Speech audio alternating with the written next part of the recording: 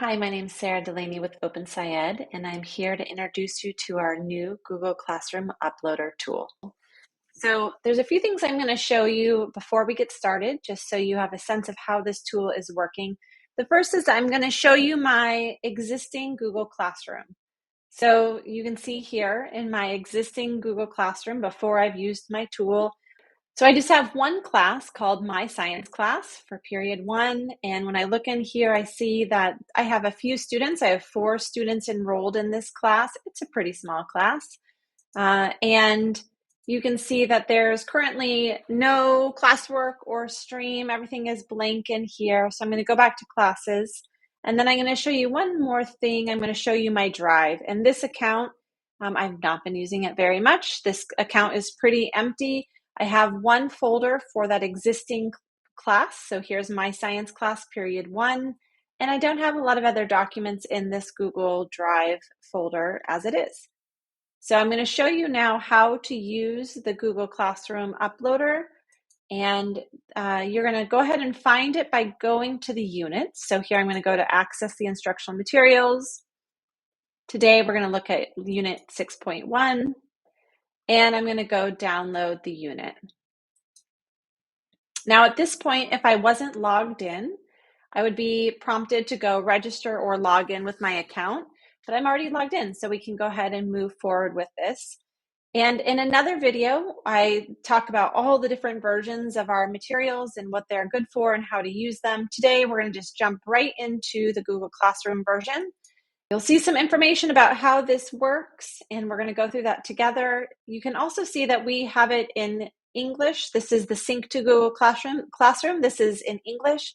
We also offer it in Spanish, and if you're wanting to access that, it'll make a new class that's got all the materials in Spanish. But today we're going to go ahead and look at the English one. So I'm going to click this Sync to Google Classroom. And I get a pop-up here that's asking me to sign in with Google to load this to Google Classroom. So I'm going to go ahead and I'm going to click sign in with Google. And it's going to prompt me to choose my account. This is an important thing. If you have multiple accounts with Google, you're going to want to make sure to choose the account that you want the classes to live in. So if you want it to go to your work Google Classroom, you're going to want to choose your work account here. After selecting the account I want to sync the classroom loader to, I'm then asked to give permission to allow the classroom loader to access both my Google Drive and my Google Classroom. In order for the loader to work, it's important that you give permission to all of these items.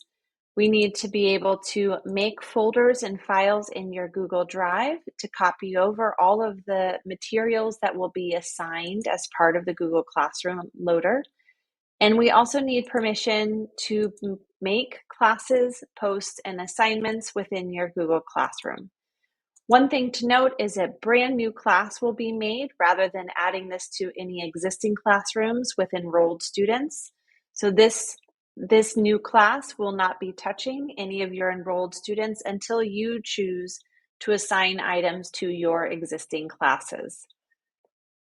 The Google Classroom loader was submitted to Google, and they approved the way that we're sharing data and ensuring that it's done safely. You can read more about this in any of these individual items or in our privacy policy or terms of service.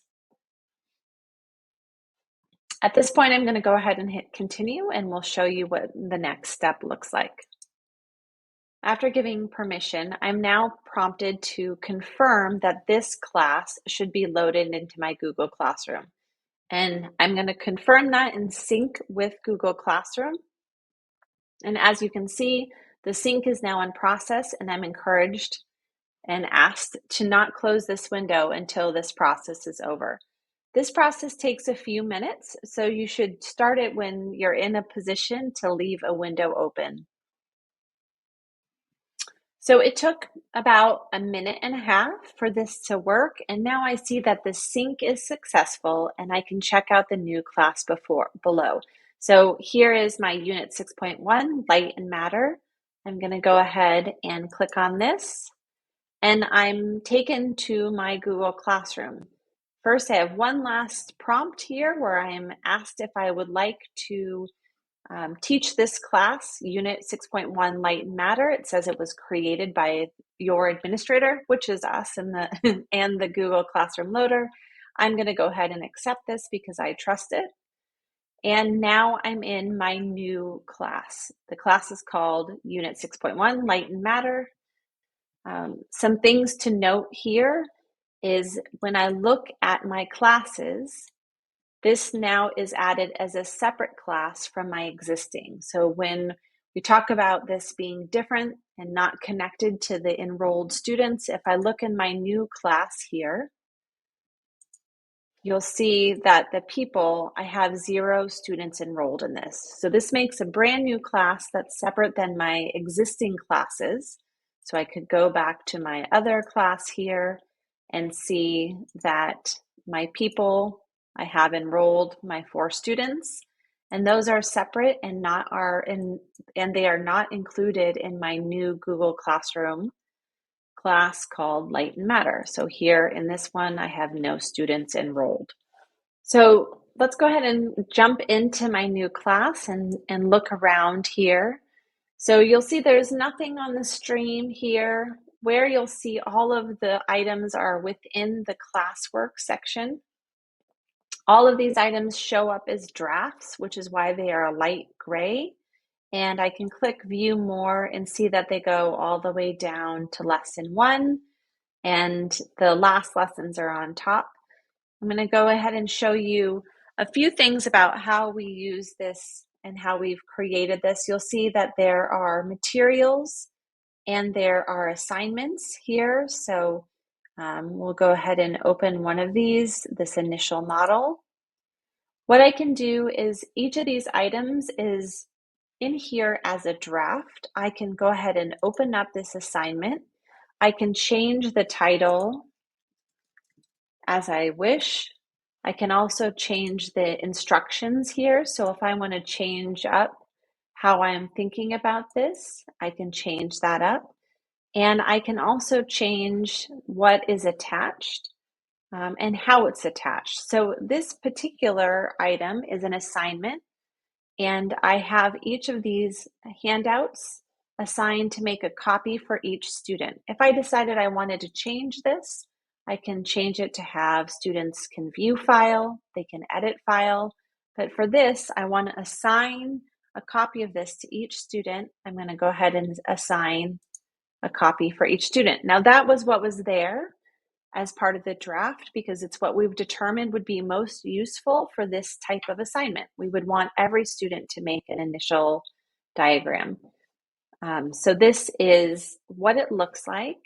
And as you see, I just changed the title and added for today, and I've kept that. So now it has my edited text on it, and it's currently still in draft form.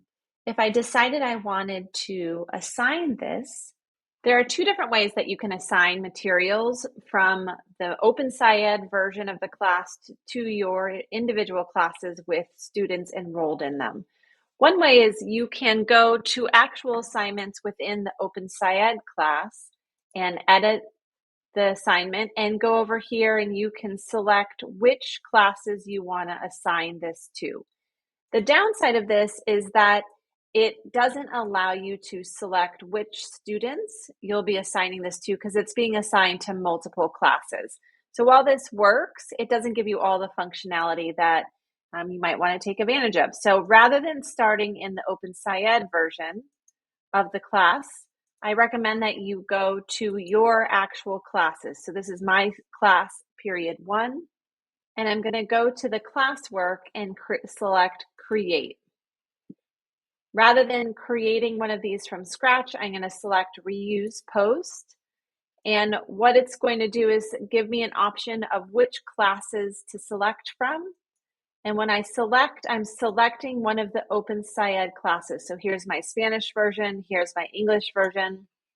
And then I can go and I can select which assignment I want to post here. And you can see that they're still listed as draft here, and I can see who the teacher was. So I'm going to go ahead and select lesson 8. And I'm going to click reuse. And now what pops up is the lesson 8, and I can still go and modify any of the items here and change how things are assigned. But what I'm able to do now is I'm able to select which students. So I could say all students. I could assign this just to the 2 Sarahs in my class here. So I have the functionality of changing it and assigning to certain students. So that's what it looks like when we are assigning and reusing a post from the OpenSciEd version. And this is probably a little bit cleaner and allows you to use the functionality of selecting students. Another item that we have in the Google Classroom loader is we have materials. So an example of a material is this classroom norms handout. So this is not an assignment. This is a material. So we want to share this with students. This is a handout that will be useful to them. We want them to have it as part of their Google Classroom. So it says use the attached link to access our class's classroom norms. And so we have this attached link. I can post this. There's no due date. There's no points. This is just a material, and it's different than an assignment. And so this would be just posting it. And same thing, I would go and I would select that I'm posting it to my science class, and I'm going to post it. So now my post is going to be saved. Yes, I want to post that. And students will see the material in their streams immediately. One thing we've added as part of the Google Classroom version of these units is a summary post. So every lesson has a summary post, and sometimes there's more than one summary post for the lesson. I'm going to show you first a version of a summary post from a lesson that's midway through the lesson. So this is a lesson 3 summary post. We're going to go ahead and edit it. So this post summarizes what happened in the lesson. The idea of this would be at the end of completing lesson 3, you would share this summary post with your students. So you wouldn't do it at the beginning. This would be at the end of lesson 3. And it's a summary of what we did in lesson 3. So to figure out why the one-way mirror acts like both a mirror and a window, we observed what happened when light shined on the one-way mirror, a pane of glass, and a regular mirror. We developed a testable question, planned the investigation, and used a light meter to measure the amount of light that transmitted through and reflected off each material. So this is a summary of what happened during that lesson. We wouldn't want to do this and post it before the lesson or midway through. We're posting it at the end of lesson 3. We also include in here a link to the PDF of the slides. So if any students were absent or they needed to review any of this and wanted to go back in it, there's a PDF of the slides here that is attached to that post. And both of these are very helpful for co-teachers, parents, a variety of different ways of sharing it, catching up absent students. And so these exist for every single lesson. And sometimes we have that more than one for a lesson. And that happens typically only in lesson 1. You'll see that in lesson 1, sometimes we have an end of day summary because that first lesson has a lot going on and there's a lot of interesting parts of it. So in this particular lesson, we have a summary at the end of day 1, and we can look at this together. It says, in this lesson, we watched a puzzling video of a music student. So this post is meant to be given at the end of day 1 after they've started with the anchoring phenomena routine. So in this case, we want to have students, we want to give them access to the video that we watched so that they could refer back to it again and the slides from that section. So this is the case when we have a summary post that's for a day rather than the completion of a lesson. And that usually only happens with the lesson 1. So those are the summary posts. Should you decide to not use those summary posts as a teacher, you just would never assign them. So there's no need to assign all of these draft items. If you find them to not be useful, then you just leave them as drafts and don't assign them to your own classes with enrolled students.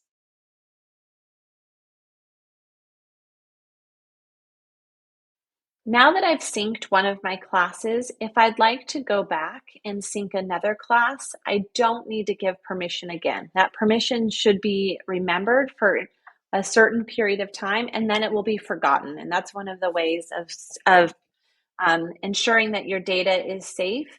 But since I just gave permission right now, I should be able to sync my Spanish version and not have to authorize this application in the same way. So here's my pop-up, and I've jumped all the way to sync in progress. So I don't need to select which account I want to do. We've already identified which account I want to do, and I don't need to authorize it because I've already given authorization. So now my sync is in process, and this is for the Spanish version of the unit. I'm going to go ahead and wait. So my sync is now successful, and I can check out my new class. So this says Unit 6.1, Light and Matter. This is the Spanish version now. So I'm going to go ahead and go to this. And already I'm being asked to accept. Do I want to teach this class? And I do. So here is my class. It's 6.1, Light and Matter, Spanish. And when I look at the classwork, we'll see that all of the items are translated into Spanish, both the titles and the description of what students should be doing. You can also see that the items that are attached are also translated items. So the handouts are in Spanish, and we can see that it has the same exact posts. Everything has been translated into Spanish so that you can share this with students and assign it to particular groups of students or entire classes. So now that we've synced our classes to our Google Classroom, we have both our Light and Matter in English and our Light and Matter in Spanish. I want to show you what the Google Drive looks like and where I have different folders now showing up. So as a reminder, when we looked at this before, there were not a lot of folders or files in this drive. What I have now are a few different folders in my drive. There's a master folder called Classroom. And in here, I have my folder from my existing class, the My Science class, period 1. So there's a folder for that. And then I have a folder for Light and Matter English and Light and Matter Spanish, and some additional folders here that are outside of Classroom that hold all of the unit resources that would be assigned through Classroom. So here's the Light and Matter English, here's the Light and Matter Spanish, here's all the files that we're going to be assigning as part of this Google Classroom use. So we're going to take a moment to look at how these folders here, as part of the Classroom folder, how they connect to the Google Drive uploader and where you can go to find the work that you've assigned to your students. So as a reminder, with the demo that I did, I edited an assignment within the Light and Matter OpenSciEd version. So kind of the master copy. I edited a version. I added the word today to the initial model, and then I assigned it to the class with students. So here, if I open up My Science class, period 1,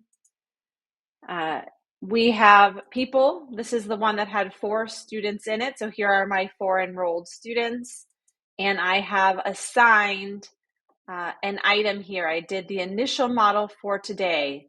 This is what I posted, and here I can see that 2 have turned it in and 2 have not turned it in. It's still assigned to 2. So I have 4 students. Half of my students have turned this in. So the way that this works is when I look back at my Google Drive, the master copy is here. This is where the templates are. And this is where an assignment folder is, but there are no students in this class, so no work would ever be turned into this folder. Instead, when I go to look for the work that was turned in, I'm going to look in here in My Science class, And here we have lesson one initial model. And you can see that I have my students have started to turn this in. So here is the one with the purple smiley face. Sarah Delaney turned this in to me. And then I have a different copy here that was turned in by another student. So these are automatically named based on the user. And this is where I'll find the assignment that I assigned. So it shows up in my actual folder for the classes where I have enrolled students.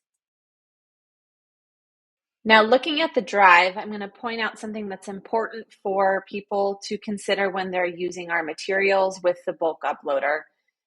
We see here that there's a folder with all of the files that are being assigned through Google Classroom.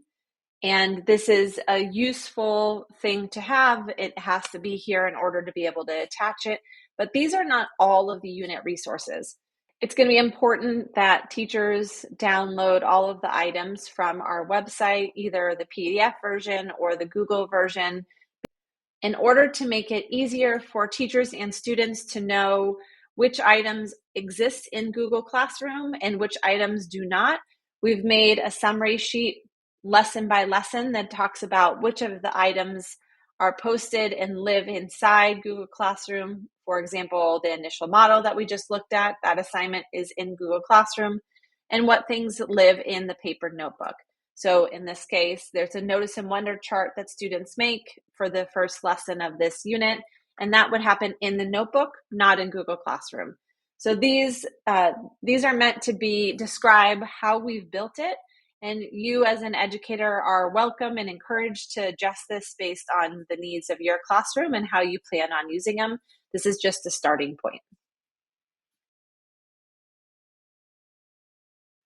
Thank you for following along as I showed you how to use our new classroom uploader. Please fill out this feedback form as you try it out using either the link or the QR code.